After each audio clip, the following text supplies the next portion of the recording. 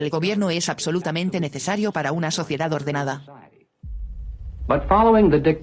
Pero siguiendo la máxima de que un gobierno como el fuego es a la vez beneficioso y peligroso, creemos en el concepto de gobierno limitado.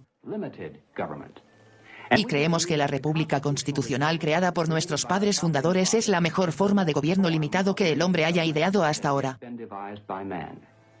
Una república es una democracia limitada. Es una forma de gobierno basada en el principio de gobierno de mayoría limitada. Limitada para que la minoría, incluso una minoría de uno, pueda ser protegida contra los caprichos y pasiones de la mayoría. Ahora bien, la democracia es una forma de gobierno basada en el principio del gobierno de la mayoría. Es fácil de entender, fácil de vender a las masas y, debo añadir, mortal. Los padres de la filosofía, Sócrates, Platón y Aristóteles fueron todos críticos acérrimos de la democracia. Todas las mentes más brillantes de la historia observaron que incluso una democracia bien intencionada puede generar engaño, división y, en definitiva, control total por parte del Estado. Aristóteles escribió que la democracia no es solo el gobierno de la mayoría. La democracia es un sistema en el que la mayoría está a cargo, respetando los derechos y principios elementales básicos de las minorías. Si no, la democracia se convierte en una tiranía de la mayoría.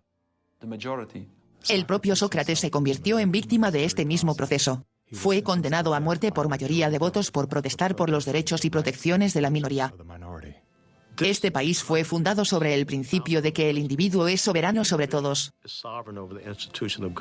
Se trata de diferenciar una filosofía de gobierno que dice que eres un individuo libre, o una filosofía de gobierno que dice que eres un sujeto y eres un súbdito.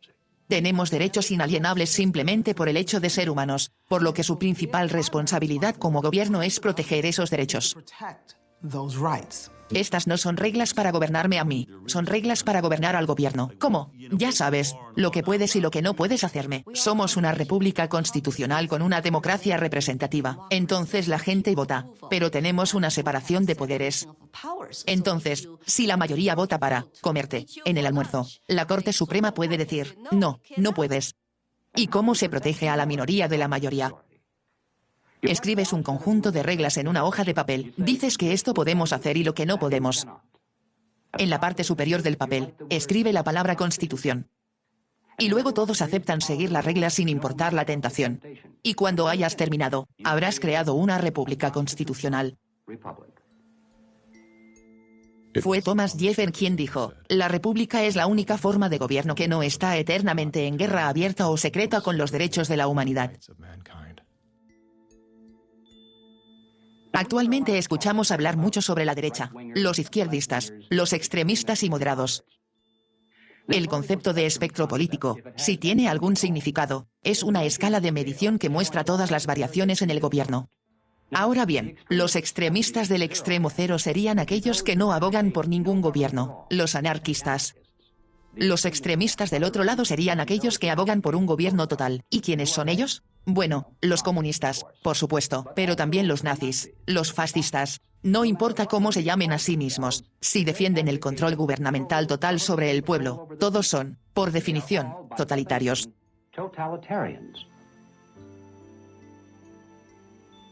El debate no es entre conservadores y liberales. Se remonta a mucho antes de que se inventaran esas palabras. Los puntos de vista opuestos propiamente dichos se identifican como individualismo versus colectivismo. El individualista cree que los derechos del individuo no deben ser destruidos por los deseos del colectivo o del grupo.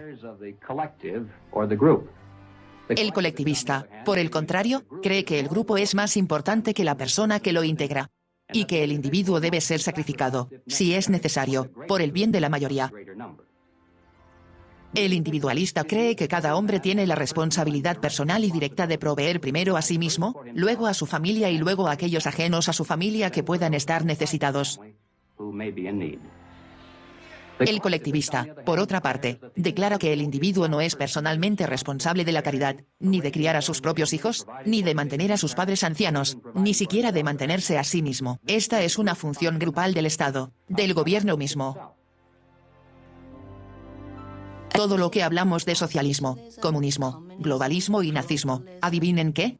Es toda una sociedad colectiva. It's all collective society.